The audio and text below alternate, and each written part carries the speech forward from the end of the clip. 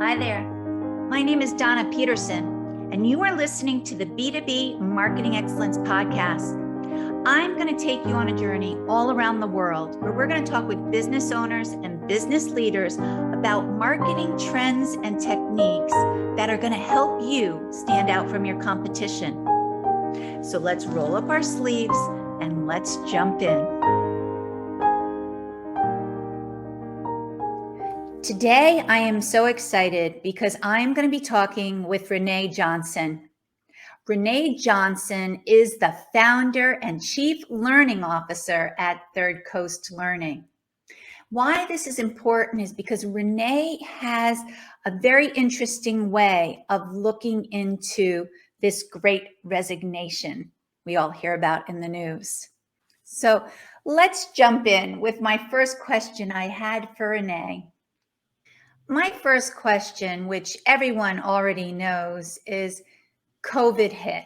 And when COVID hit, companies had to revamp how they were doing business. They couldn't go into office. Maybe they had to distribute things differently. But how did that really affect employees? Oh, this is a great question. I feel like if we had all the answers for this, we could just go ahead and retire today. Right? All right, see you later. Right? Here you go, guys. Here's the answers. We got it. We know how to solve this problem. I think that really, anytime you're in an emergency kind of situation, which really is what the pandemic caused, caused all of these organizations to really almost get into panic mode. Like, what are we going to do? How are we going to do this? And so one of the other roles that I have is working at a community college where I do a lot of professional development training. So I have this background in workforce development, and we kind of have our finger on the pulse of what's happening in our community because we have all of these connections with all of these organizations, right? Yes. So, and people are looking to us for solutions as well. And I think something that happened during the pandemic is that it really just amplified existing problems that were sort of already there. So we were already coming into some of these struggles with just infrastructure and organizations where, a few years ago, we had this surpassing of the millennial population as the largest workforce. So there's some trainings that we've done on that I've done on that, where you just talk about differences of generations in the workplace. And now more than ever, we have more generations in the workplace than we've ever had before. Yeah. So I see all of these articles on this great resignation that come through my inbox all the time. Yeah. And I feel like there's almost like two cases for this situation of why this is occurring. On the one hand, we have people that are saying, oh, everybody wants to work remote, or this hybrid workplace, and the structure of workforces is changing. And that's all true. That's very true. And then on the other hand, we have these employers that are saying, yes, but it doesn't work. And so again, I think that it's just amplified some of these existing problems that we had out there to begin with. And I feel like millennials are getting a lot of the blame for some of these things. And I'm not sure that that's well-placed blame by any means. Yes. But I think that what we have really is just this culmination of everything got pushed to the surface really, really fast. And of course, I'm in the industry of training. So my answer usually to these kind of problems are, we can probably fix it with some training. Yeah. Well, but you're right. And I listened to a webinar last week, and they said, instead of calling it the Great Resignation, they called it the Great Reimagination. And exactly what you just said, and I agree with you. I don't think it is fair to blame this on any age group, because we're all going through this together, and we're all having different issues based on one thing or another. I have some people who are millennials, but they don't like being on screen. They're too shy. They don't like that. But I also have an older community sometimes, and they're like, oh, we don't know the technology. But then again, I have some people who are much older than me who are tech wizards. Right. They school me on this stuff. So I agree. It cannot be one specific age bracket, gender, anything, because it affected all of us. Yeah. I think there's a couple other concepts that I've seen revolving around specifically the Great Resignation. And Liz Wiseman is an author. She's written a couple books where I feel like so relevant to the topic today. I think her newest book is called Impact Players. And Ooh, one of the things that she talks about is that it's not that people are suffering from burnout. It's that there's this phantom workload that people have. It's the working with people. And we're both kind of also in the world of marketing, which means yes. customer service.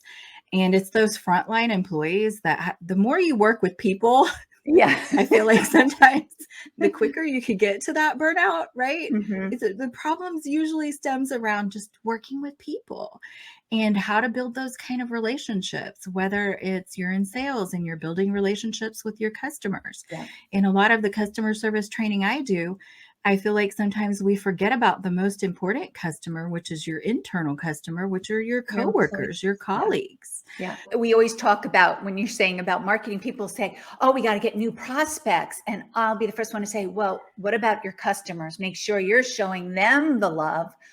But what you just mentioned isn't that important. Make sure that all your employees feel that you truly care. Yeah.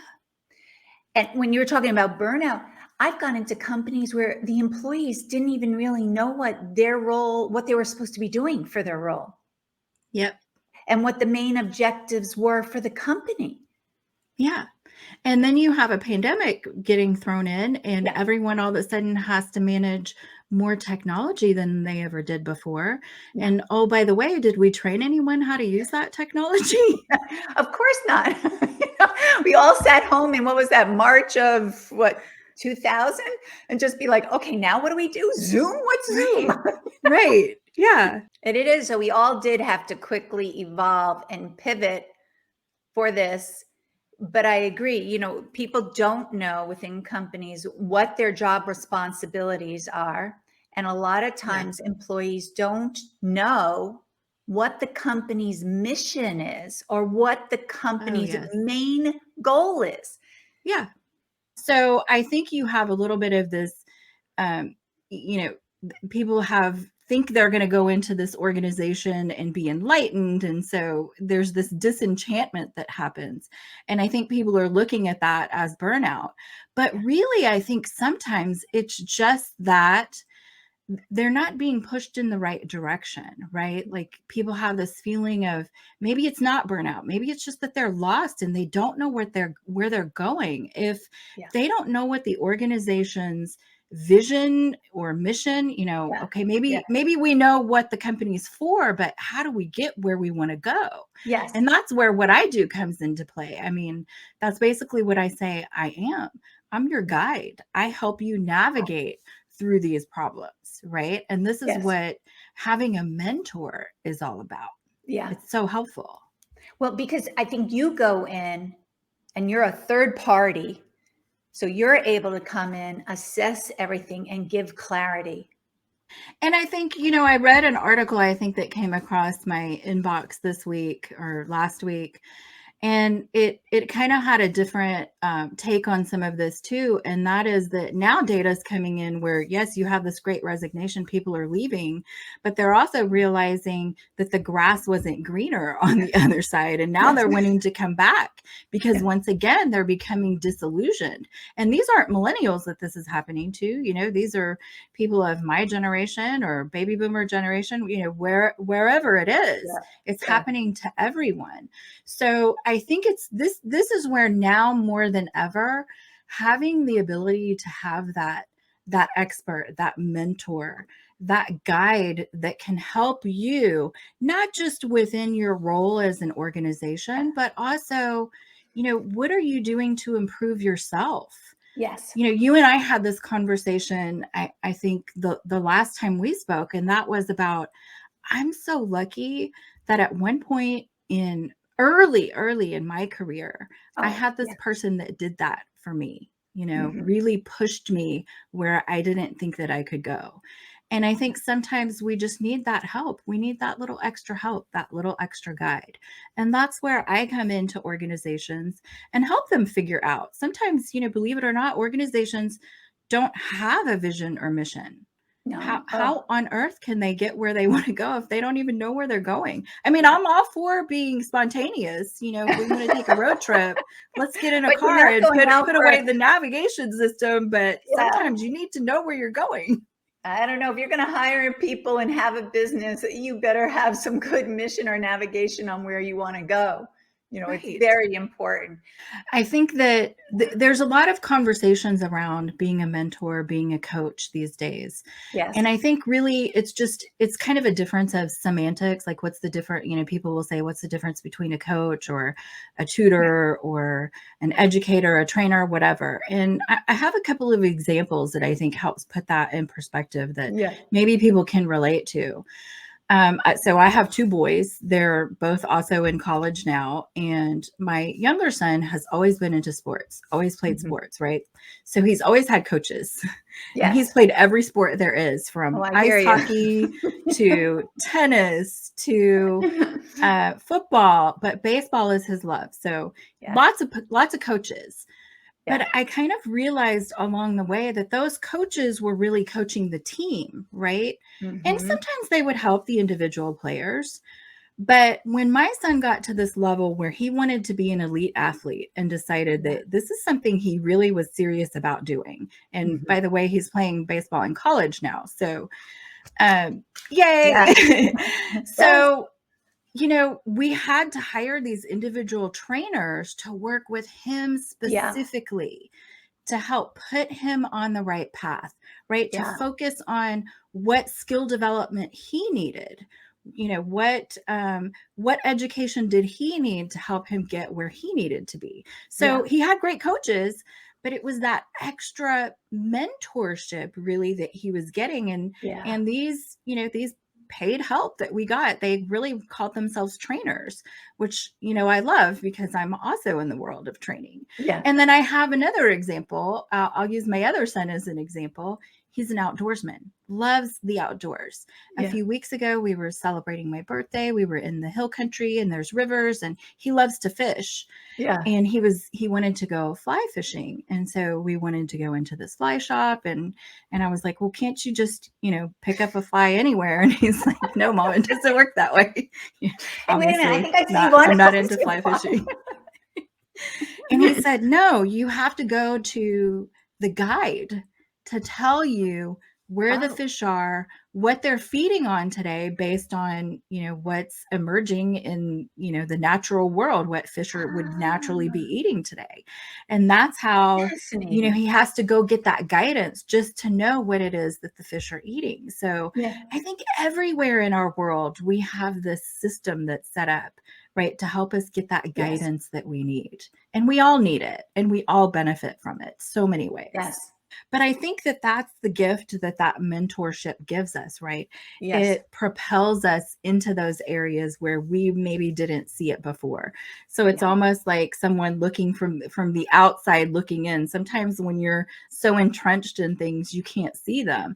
And it Yeah. just takes that external support to see things in a different light, right? Maybe to take that lens and kind of focus it in for you a Yeah. little bit, where you were looking, from such a distance.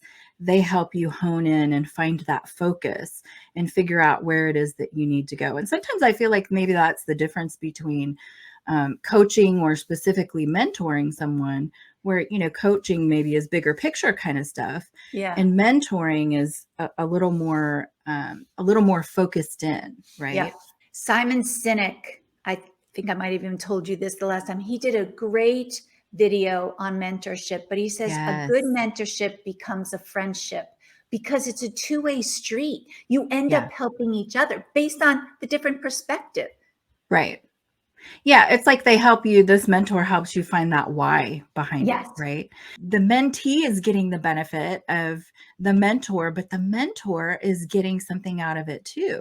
Yeah. Anytime you're helping another person, for me, that's what gave me that purpose. Like if Yeah. you feel like something's missing, maybe instead of quitting your job, find a bigger purpose, help Yeah. someone else grow at work, right? Yeah. Maybe it's that you're already at the top. Where else are you going to go? Yeah. Maybe you don't need it, but maybe the purpose that you're there for is to help someone else get better. And then, your organization benefits from that too.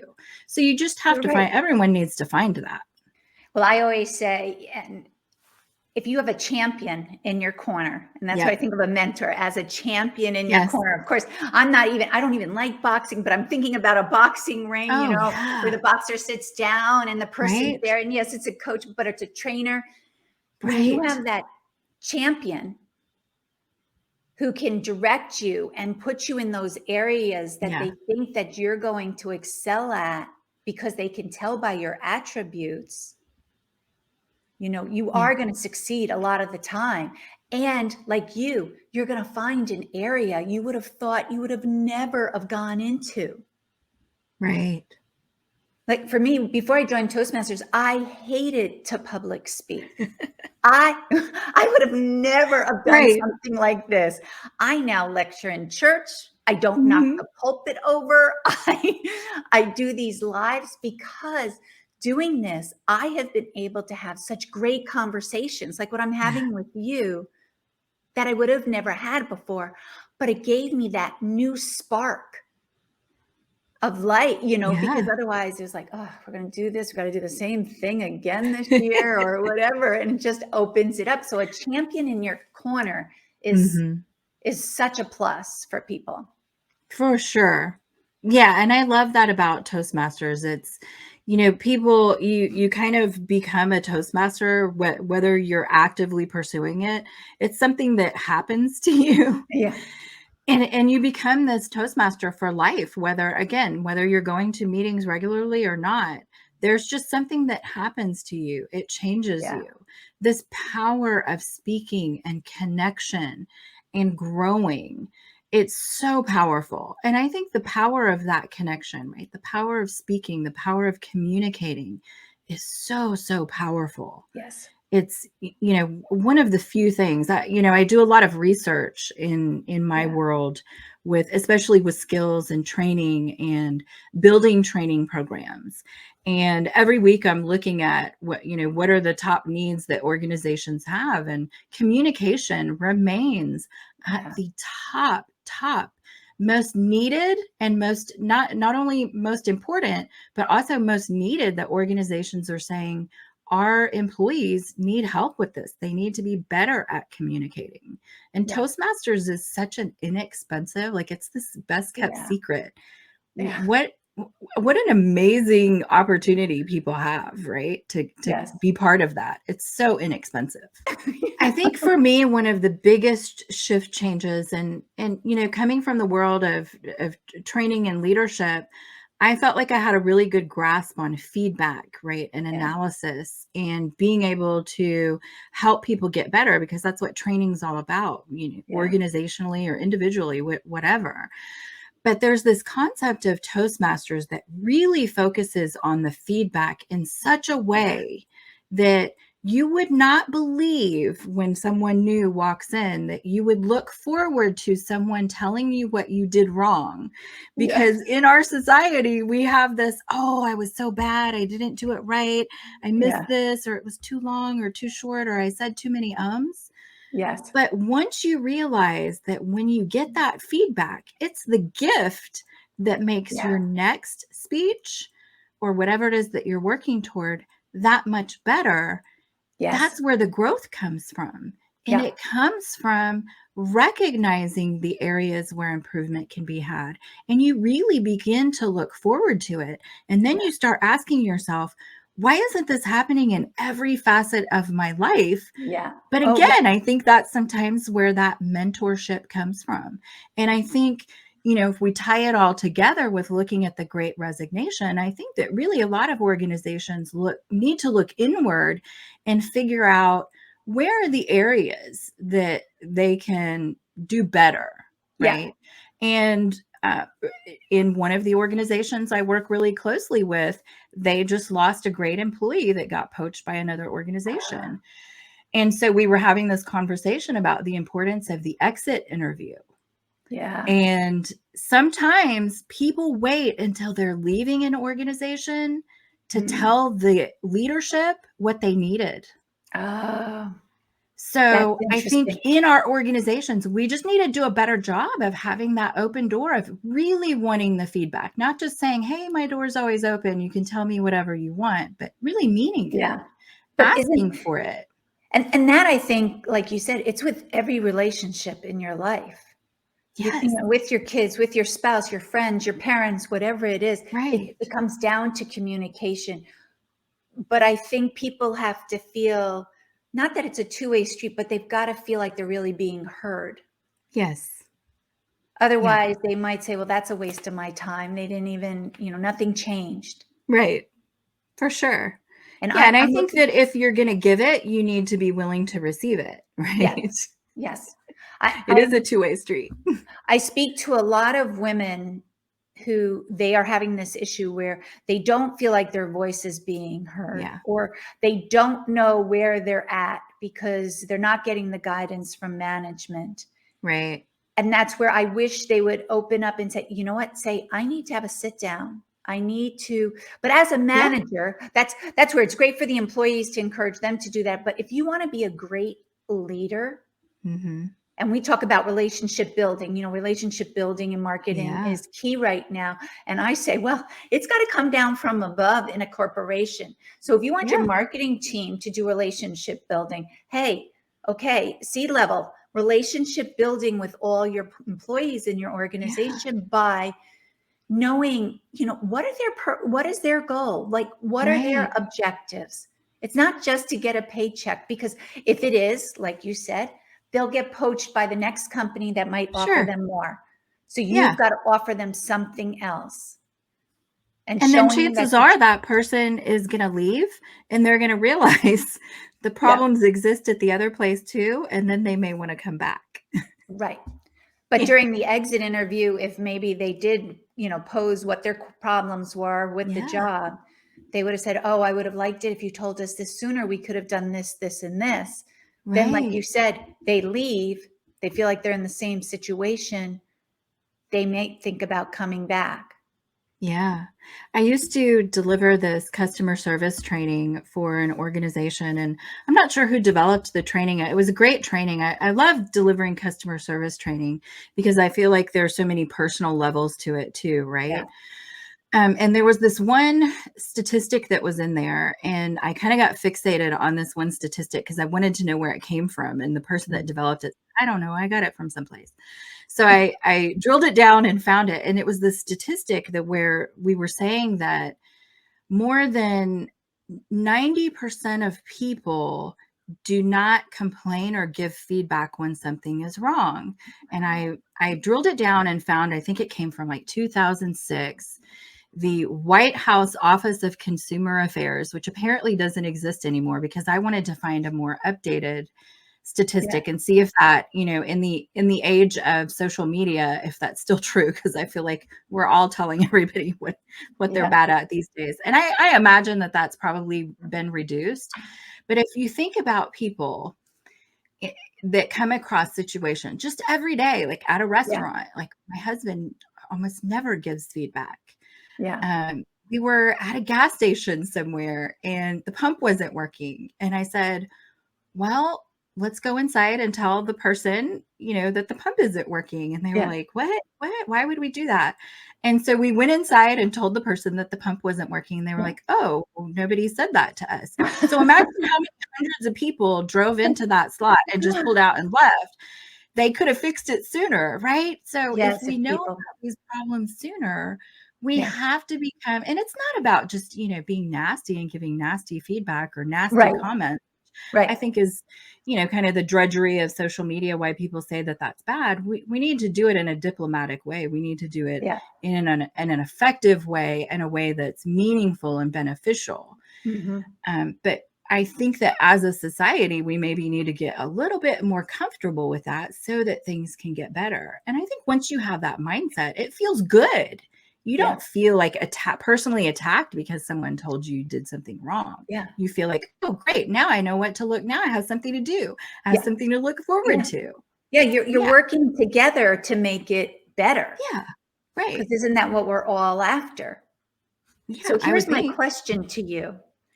You're in a corporation. You've been passed up for a promotion you thought you Mm, would be good at, but you don't want to be a complainer. You want to mm, be a good team player. So you don't say anything. wow. For me, I feel like that probably would never happen because I'm that small percent of the population that does give the feedback. Yoo-hoo, you I'm passed the anomaly, like, "Hey, it. Christian, what happened?" But I think that as leaders in a leadership perspective, we need to be able to give communication and explain the why behind. I was reading something on LinkedIn the other day, just this random post that I saw. Someone, I guess fresh college graduate, has been doing all of these interviews and made it past certain levels, and they're like, now I'm being ghosted, like I'm getting nothing. Where did that come from? And I feel Yeah. like I was reading through some of the advice, and people were saying, oh, they just, you're probably going to get the rejection letter, just but I feel like sometimes in those moments, we need to communicate with people. Yeah. Why didn't you get it? What's the reason? Yeah. And sometimes, that may be something more personal, and sometimes we're afraid to tell people that. But as leaders, you really need to, because then that person's just going to think that they were being passed over. And if there's a legitimate reason, give them something to look forward to. Yeah. Even in organizations where they only have the annual review, right? Only Yeah. once a year we're giving this person feedback. Yeah. Shouldn't we Yeah. be doing it more often? And Yes. then that person would probably know that they weren't ready to take on that promotion. Right. Right. Or, but you've got to ask the question, Yeah. why? Well, and I think that's where the employee also has to ask the question, like you're saying, Yeah, because that shows upper management that they're ready for a leadership role. They're for not going sure. to just sit there and be steamrolled and just, oh, all right, Yeah. I want to keep everything happy. Business is big, like ask. You don't have to be mean about it. Like, you Sure. jerk, why did you pass me over? Just say Right. nicely, I'm curious. I've got the qualifications. What was it that I wasn't, asked for this, if Yeah. I wanted this position? And I think what Yeah. that does, like I said, it shows management that you are ready to step up. You will stand up when things aren't right. And, Right. and so people have to remember, don't just sit here and try to be like the nice, quiet team player. You Yeah. have to vocalize. Absolutely. There's a scenario that happened recently. My stepson recently graduated. He was in construction science. And so Yeah. now he's building these buildings in downtown Austin, Texas. And he's on this phenomenal project, like his first year out of college. It's amazing. And, he'll call us and ask for advice on things that happen. And, some of the feedback that we're giving is tell people, Yeah. what you're experiencing. Don't just Yeah. suffer through it, right? Yeah. Tell them where support is needed, ask questions. And Yeah. he's gotten his second raise in like a year because Wow. he's having these conversations with his leadership. And it makes it really makes all the difference. And we're hoping, like for him to start off his career this way, Yeah. hopefully that'll set him on a really good trajectory and path. Just like, I was put on at the beginning and start of my career, that I feel like I kind of just got lucky in that aspect. Yeah. But it's those things that I still go back to today. Yeah. Right? It just built this solid foundation for me, for my career and what I do. And I think he also maybe implanted that seed in me to ask why, to ask those questions and to be comfortable doing that. And maybe that's why I'm that person in the room that, Yeah. smaller than 10% Yeah. that always asks the question or doesn't agree with the idea, Yes. right? Maybe, I'm not trying to always rock the boat, but I'm not afraid to ask questions. Well, And I and think it's it's like the important. gas station. If you don't mention Yeah. about the gas pump, or if your stepson doesn't come forward with these questions or concerns, Yeah. sometimes the company doesn't know. They have no idea Right. this is happening or things could change because it can make Yeah. them more efficient Right. and a better company. Yeah. And, we look at the great resignation. I wonder how many organizations even have an exit interview policy. Oh, Imagine all of the things that they could be learning that maybe it's too late to fix it for that one person. But if yeah. they do the exit interview right, they can It's- figure out how they can stop the bleeding, Yes. Yeah. right? And the attrition that's happening in their organization today.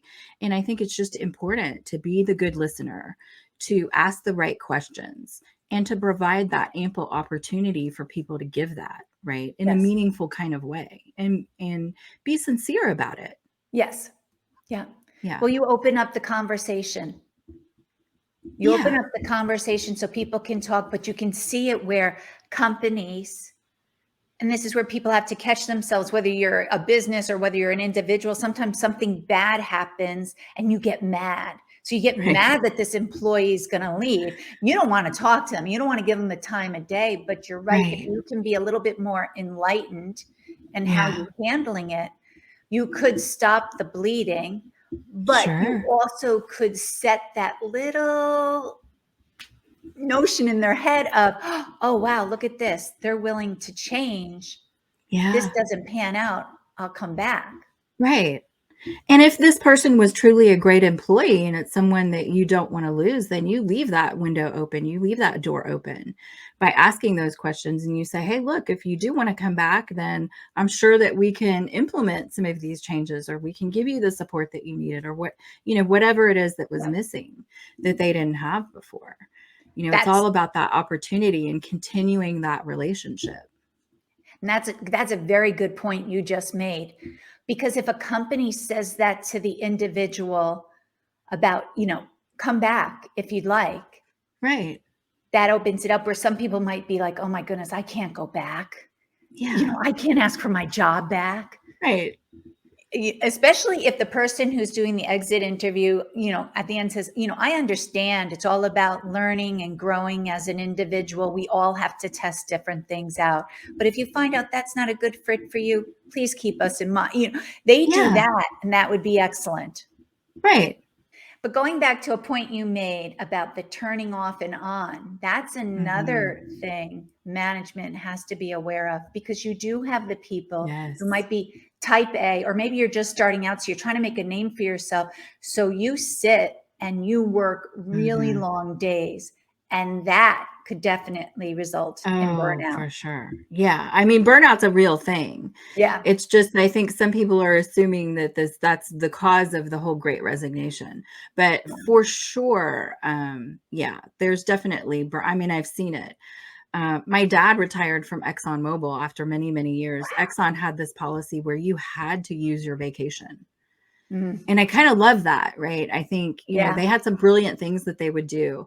And that was one of them. You don't get to, we're not going to let it roll over. We're not going to pay you Yeah. back for that unused time. We know the benefit of you taking time off to rejuvenate Yeah. yourself, because it makes you a better employee and it makes you a happier person. Yeah. So, yeah, they want you to take that time off. And I think we all have to recognize that in ourselves too. Yes. And so that's just, my way of saying, yeah, after I have like multiple training sessions with a lot of people, I have to find that balance so that Right. I can meet everyone else's needs, because if my cup is empty, I have nothing to give for anyone else. That's right. That's right. I know my daughter just started with a company, and once a month they give them an extra day. Everyone is off that Friday. It doesn't go across their vacation time, but they're supposed to take it as a personal, go out and do something, whatever you want. Wow. And I think it's really nice doing that, because again, that goes back to showing your employees that you Yeah. care about them. And then if you incorporate in regular meetings with them, just to check Hmm. in, how are you doing? Yes. Has it been too much? Are you doing too many Zoom calls? Right. Whatever your business is, check in with your employees and see where they're at. Make sure they're Yeah. being heard with their concerns. Yeah, and I love that idea of the checking in. I think that's something also that was missing during the pandemic that maybe Yeah. led to some of this burnout because I think a lot of organizations were not doing that check-in. They're Yeah. just treading water, trying to stay afloat, and in Or they were Texas, doing, just we're to interrupt, go just ahead. to interrupt you for a minute. They were doing the check-in sometimes, but it was like a whole group of 50 people. Right. I don't think You guys that's are what you and fine, I are right? talking about. Yeah. Everybody okay? Okay, good. Like, Yeah. who's going to speak up and say, no? Suffering. Yeah. Right. And it's important to have that one-on-one moment, Yeah. right? But I think I'm in an area of Texas. I'm in South Texas, and we're very much a community that is so dependent on travel and the hospitality industry. And even though Texas pretty much stayed open, we're still suffering, right? We're still Um, having trouble with that. And so I think with a lot of the organizations that I work with, we're seeing a reflection of that, is that people were not so much feeling supported during that. And uh, so now organizations are kind of trying to come back and say, okay, well, we're going to get you now, we're going to get you that technical training. Because we didn't ask you if you knew. We gave it to you, but we never asked you if you knew how to use it. yeah. Yeah. And now you guys have all told us, because you all quit, that you didn't know how to use it. So now we're going to go back and fix it. I mean, this is happening. It's crazy. It's happening Yeah. though. Well, at least they're trying to fix it. It's better than not fixing Better it. late than But never, I guess. yeah, Yeah. I guess. But maybe you'll pull Yeah. some people back if you teach them something new. Right. And I think that's the other thing, that when people are talking about the needs of an organization, a lot of times there have been studies that have shown that it's not just the pay that Yeah. is what everyone's looking for. They want to feel supported, and education and training and that kind of support, it ranks way high up with the top needs, and the being heard. So Yeah. I think that if organizations can look at, if they're being impacted by this great resignation, then I think they need to look inward, and they need to start asking the questions before people leave. Yes. And here's the thing that I have found also in other organizations, is that once a few people start leaving, Yeah. it kind of starts a trend. Yes. And it's important that get a handle on that before it really gets out of control. And at this point, you're just doing the best that you can to stop the bleeding. Yeah. Right? It's tough. It is. So, It is tough. I saw something recently, and I think it was by Stephen Covey's son. He was mm, co-author of a book called 4DX, and they oh, were okay. saying in the company culture, one of the best things is competition. Aha, yeah, Employees like having that competition element to their job. sure. So that I Yeah. thought was very interesting. I think certain personalities are more comfortable with that than Yeah. others, as long as it's not done in a cutthroat kind of way. And I'm Oh, sure if it yeah, came yeah, from yeah, yeah. Covey, the way that it was, I'm sure that it Yeah. was, a very healthy way of looking at it. But I've Yeah. also been in, I've been in sales where, Yeah. it's very cutthroat and highly competitive. And then you get in this world where I've seen people are competing with other people in their organization, where it becomes a little bit toxic, and you Yeah. have the hoarding of information, and it's not collaborative. But I think that when Yeah. it's done in the right way, that kind of competition and fun and game, I mean, if you think about it, that's really what games are. Even Yes. if we You're teach right. Yeah. children, there's a little element of playing and fun and competing and learning all at the same time. So certainly I think that when it's done right, there's certainly an element of fun and growth and team building and relationship building, for Yeah. sure. Yeah. I think you're absolutely right. It can't be cutthroat. If it's cutthroat, you have it where people are stealing things off of each other's desks, or Yes. that's not going to work. That's going to backfire on you. So, Yeah. well, Renee, I have kept you for a long time, but I really have enjoyed our conversation here. I hope Yeah. other people, as they hear this, will get little tidbits. It will help them to rethink and stop the great resignation. Like you Yes. said, stop the bleeding and Yes. hold on to their employees. But I want to thank you very much, and I'm sure I will talk to you soon. All right. Thanks so much, Donna. Okay. Bye. Bye. Thank you for listening to the B2B Marketing Excellence Podcast. Please hit the subscribe button below so you don't miss our next episode. And in the meantime, if you'd like to talk to me, please feel free to send me an email to dpeterson@worldinnovators.com. Till next time, have a great day.